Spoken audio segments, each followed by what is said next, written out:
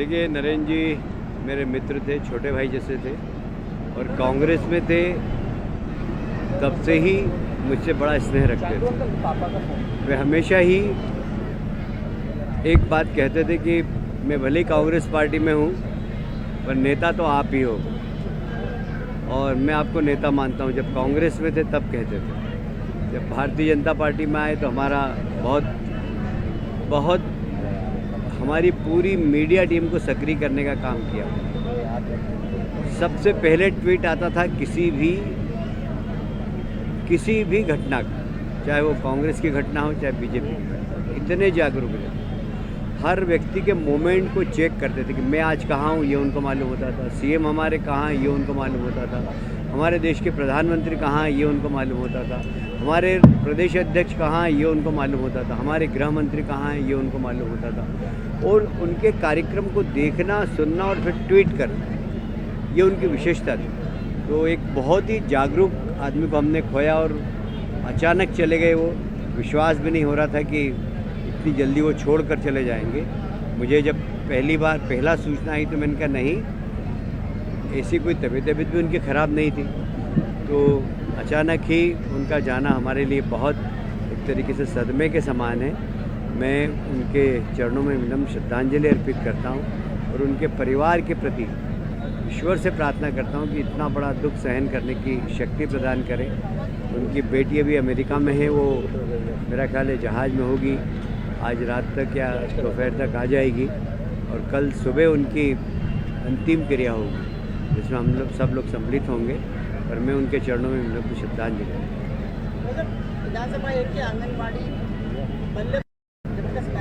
देखिए, ऐसा है कि जो आज के बच्चे कल के नागरिक हैं। अच्छा, आंगनवाड़ी में सब गरीब परिवार के बच्चे जाते हैं, वहाँ संस्कारों का अभाव होता है, कुपोषण से बच्चे बीमार रहते हैं। तो बच्चे अच्छा भोजन करें जिससे कुपोषित नहीं हो, अच्छे संस्कार प्राप्त करें, अच्छा खेले कूदें। मैं तो चाहता हूँ कि आजकल एक बहुत बड़ी बीमारी हो गई मोबाइल। मैं आई के डॉक्टर से मिला था अभी, हर 5 बच्चों में एक बच्चे को चश्मा लग रहा है, हर 5 बच्चों। आज से 4 साल पहले 50 बच्चों में एक को चश्मा लगा, अब 5 बच्चों में एक को चश्मा लगा। उसका कारण है कि मोबाइल देखते रहते हैं। जब माँ बाप भी सोचते हैं कि यार चलो लगा हुआ अपन भी काम करो। ये बहुत बड़ी बीमारी है, इसके दुष्परिणाम आगे जाके बहुत ख़राब होंगे।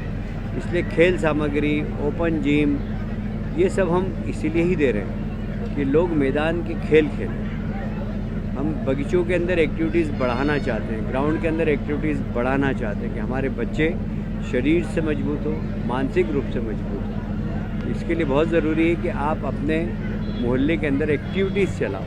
इसीलिए हमने माननीय सभी पार्षद बंधुओं से कहा कि आपको क्या क्या चाहिए, तो हमने बगीचों में जो सुविधा उनको चाहिए वो सब देने के लिए हमारा कमिटमेंट है। तो हम ये सारी सुविधाएँ दे रहे हैं। उसी प्रकार आंगनवाड़ी के बच्चे तो 3 से 6 साल के होते हैं, उनमें अभी से अगर हमने संस्कार डाले, गुरु गोविंद सिंह क्या थे, छोटी छोटी कहानियाँ हैं, हम उनको पुस्तकें भेंट करेंगे जिससे कि वो पढ़ के और बच्चों को समझाएं। अगर ये आंगनवाड़ी की कार्यकर्ता अगर चाहेंगी तो हम इनको ट्रेनिंग दे देंगे कि किस प्रकार हल्के हल्के बिल्कुल रेखा चित्र बनाकर सिंबल बनाना। जैसे मेरा चित्र बनाना, तो एक चित्र बनाया, आंखें बनाई, नाक बनाई और गले में पट्टा डाल दिया, तो लोग कहेंगे कैलाश जी है, क्योंकि मेरी पहचान क्या है, दुपट्टा। ऐसे भगवान राम का बनाना हो तो ऐसे बाल बनाए और एक धनुष बाण तीर बना दिया, तो ये भगवान राम है। हनुमान जी बनाए रेखा चित्र से और हाथ में सोटा दे दिया, सोटे का चित्र क्लियर कर दिया, हनुमान जी दिखते और 3 मिनट में बन जाते, 2 मिनट 3 मिनट। ये कला, ये क्रिएटिविटी बच्चों में आएगी तो बच्चे अच्छे संस्कारित होंगे, ये हमारा प्रयास है। राहुल गांधी कह रहे हैं आगे वो लड़ाई बात केंद्र सरकार ने कर दिया। देखिए, ऐसा है कि अभी वो छोटी बुद्धि के हैं, उनको समझ में नहीं आएगा कि जातिगत जनगणना ये सब की होगी, हिंदू की भी होगी, मुस्लिम की भी होगी। मुस्लिम खाली मुस्लिम नाम से नहीं जाना जाएगा, उसमें पठान कौन है, अंसारी कौन है, उसमें लोहार कौन है, उसमें सुतार कौन है, उसमें नाई कौन है। 40 जातियां हैं मुस्लिम समाज की जो आपको भी नहीं मालूम, उनकी भी जाति गिनी जाएगी। ऐसा नहीं है कि कोई सीधा कि सीधा एकदम अल्पसंख्यक के नाम से आरक्षण ले लें, और सबकी जाति जनगणना होगी। जैसे पहले जाति जनगणना बिहार में वैसे नहीं होगी, ये जाति जनगणना सबकी होगी। अब ये उनको समझ में नहीं आ रहा है कि बीजेपी ने या मोदी जी ने निर्णय लिया तो उसके पीछे उन्होंने एक बहुत अच्छी रणनीति के लिए काम किया। पाकिस्तान की सांसद वो कह रही है कि बाबरी मस्जिद पुनर्निर्माण में आर्मी चीफ पहली अजान करेंगे। जब युद्ध होगा अगर तो ये रहेंगे तो करेंगे ना। युद्ध होगा तो 24 घंटे के अंदर पाकिस्तान साफ हो सकता है, वो हमारी क्षमता है। हमारी क्षमता का आकलन अभी पाकिस्तान को नहीं है, और इसलिए वो बड़ी बड़ी बात करते हैं। और इसलिए जो लोग दहाड़ते हैं ना बेकार में ही, वो कुछ कर नहीं पाते। जो चुप रहते के काम करते हैं ना, वो काम करते हैं। तो भारत ने कभी नहीं कहा कि हम जाकर लाहौर में झंडा गाड़ेंगे, उन्होंने कभी नहीं कहा। ठीक है, युद्ध होगा जब बताएंगे। अभी भारत की क्षमता के बारे में पता ही नहीं उनको, वो खाली लंबी लंबी बात कर रहे हैं। यदि युद्ध हुआ तो 24 घंटे में पाकिस्तान का नक्शा मिट जाएगा, मैं आपको बताऊँ। युद्ध हुआ और इसलिए बड़ी बड़ी बात करने वाले लोग कौन सी कब्र में होंगे ये ढूंढना पड़ेगा। हिंदू लड़कियों को टारगेट करने का मामला, लड़कों ने हिंदू लड़कियों को टारगेट किया, वीडियो बना लिया, और लगातार कई सारे ऐसे वीडियो भी कितना खतरनाक मामला भोपाल में आया।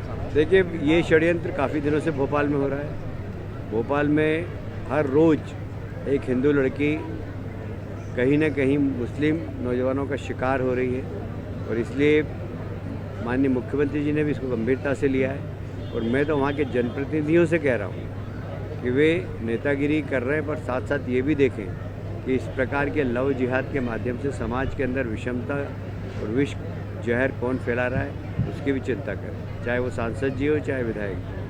मतलब विपक्ष लगातार कह रहा है कि कर्नाटक के सीएम सिद्धरमैया कह रहे हैं कि युद्ध की कोई ज़रूरत नहीं है, सर बातचीत करना चाहिए, सुरक्षा बढ़ाई जानी चाहिए, इस प्रकार के बयान उनके सामने आ रहे हैं। सीतारमैया तो थाने पे मंच के ऊपर ही एक अधिकारी को लपड़ मार, उनकी उम्र बहुत हो गई है अभी, और ऐसी उम्र के लोग ऐसी बहकी बात कर सकते हैं।